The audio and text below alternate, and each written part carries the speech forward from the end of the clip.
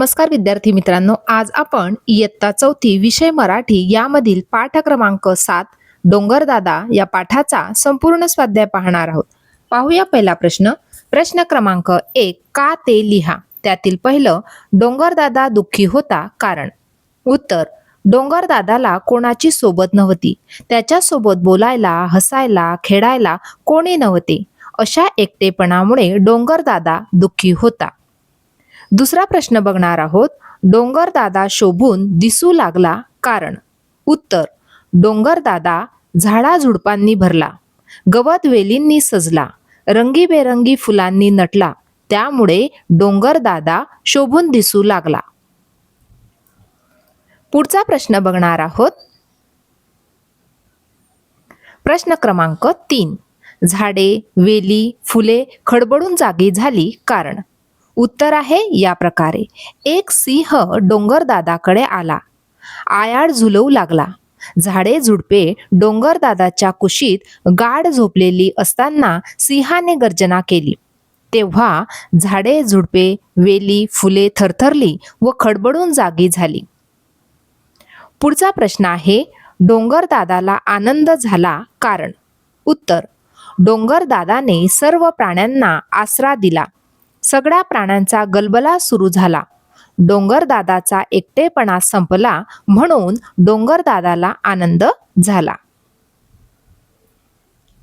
पुढचा प्रश्न बघणार आहोत. प्रश्न क्रमांक 2, कोण ते सांगा. त्यातील पहिलं, तुरु तुरु धावायला लागलेली हरणे. दुसरं, फांद्यांवर झोके घेऊ लागलेली माकडे. तिसरं, हातात हात धरून फेर धरू लागलेल्या वेली. आणि चौथं, डोंगरदादाच्या मांडीवर बसलेले रोपटे. पुढचा प्रश्न बघणार आहोत.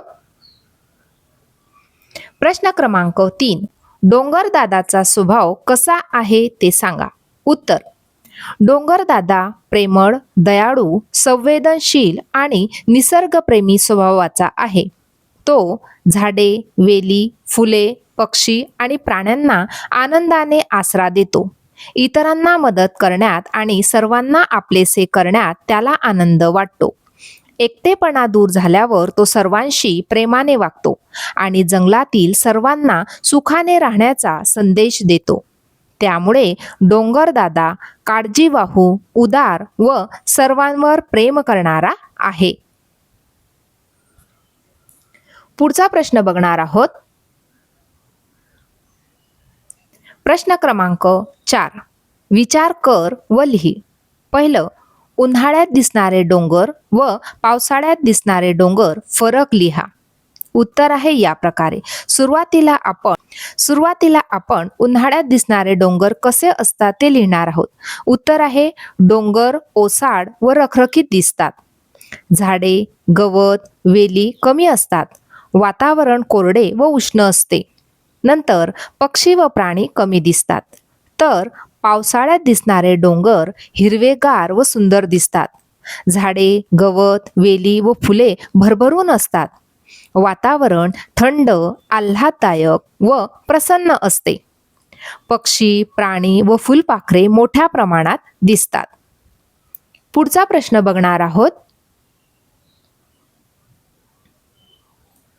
प्रश्न क्रमांक 5, कोण कोणास म्हणाले ते सांगा. त्यातील पहिलं, डोंगरदादा राहू का मी इथं. उत्तर, एक छोटंसं रोपटं डोंगरदादाला म्हणाले. दुसरं, वा वा राहा की खुशाल.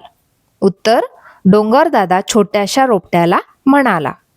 तिसरं, काय झालं रे बाबा, एवढ्या मोठ्याने असा का ओरडतोस. उत्तर, डोंगरदादा सिंहाला म्हणाला. चौथं, पाहिलं तुमचं रान आणि हरपलं माझं भान. उत्तर, सिंह डोंगरदादाला म्हणाला. पाचवं, हो हो अगदी आनंदानं. उत्तर, डोंगरदादा सिंहाला म्हणाला. पुढचा प्रश्न बघणार आहोत. प्रश्न क्रमांक 6, विचार करा व सांगा. त्यातील पहिलं, डोंगरदादा नेहमी आनंदी राहावा यासाठी तुम्ही काय कराल.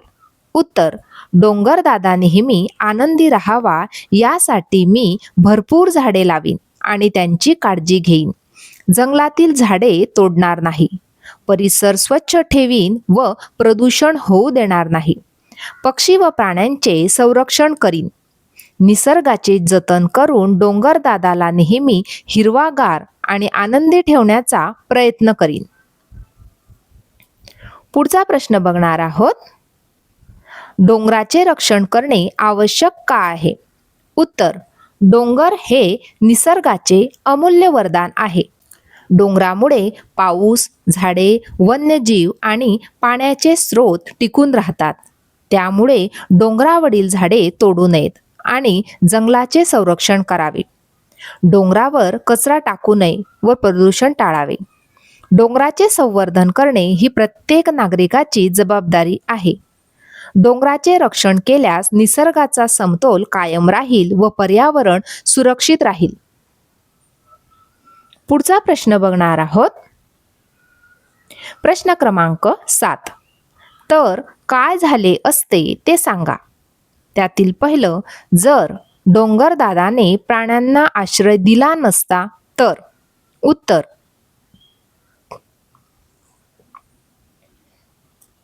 उत्तर, जर डोंगरदादाने प्राण्यांना आश्रय दिला नसता तर प्राण्यांना राहण्यासाठी सुरक्षित जागा मिळाली नसती.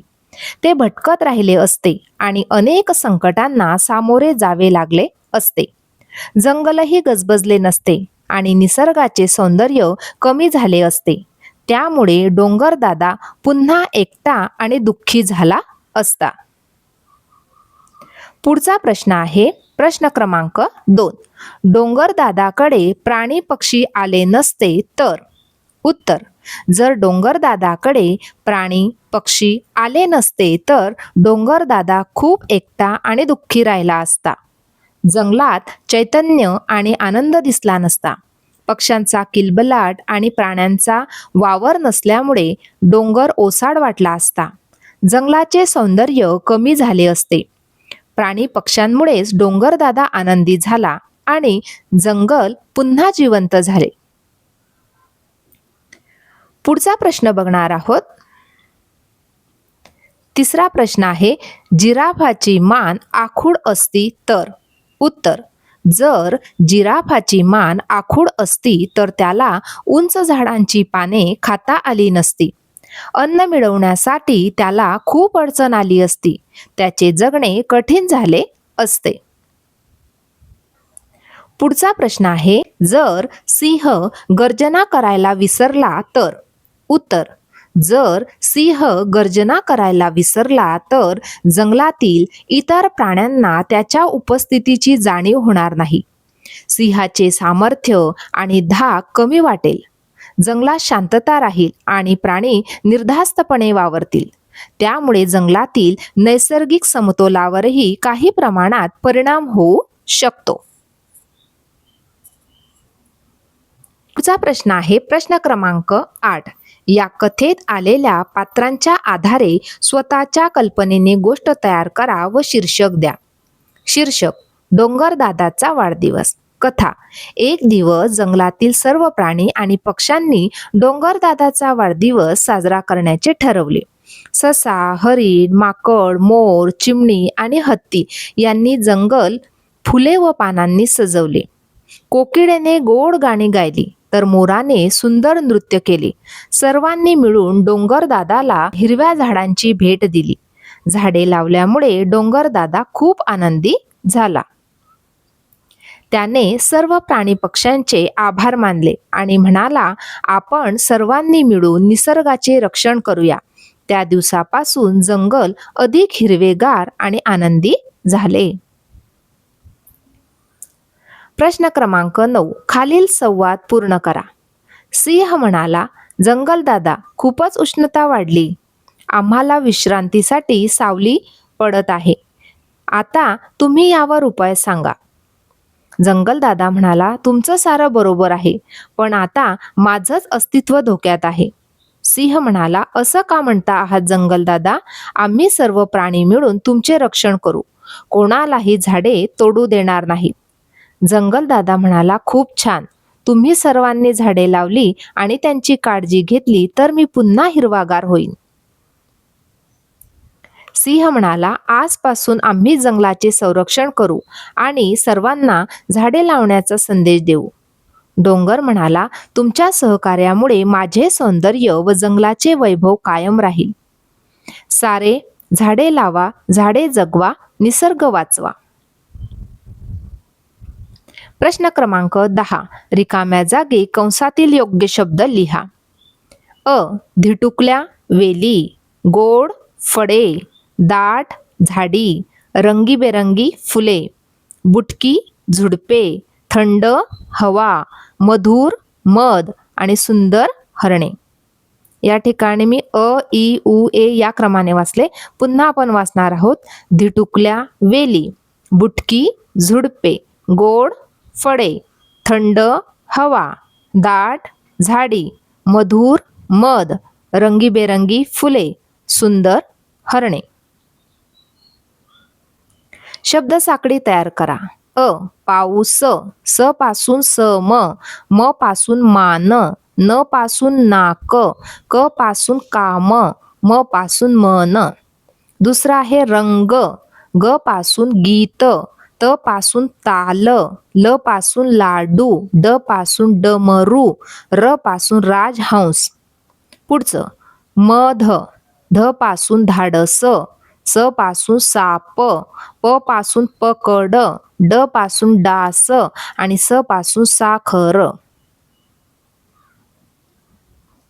प्रश्न क्रमांक 12. खालील वाक्प्रचारांचा वाक्यात उपयोग करा. अ. भान हरपणे. वाक्य. जादूचे खेळ पाहताना रामूचे भान हरपले.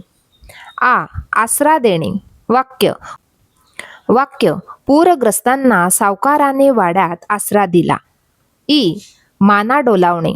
वाक्य. सरपंचाच्या म्हणण्यापुढे सारे माने डोलावतात. इ. झुंबड उडणे. वाक्य. दिवाळीच्या खरेदीसाठी बाजारात झुंबड उडाली.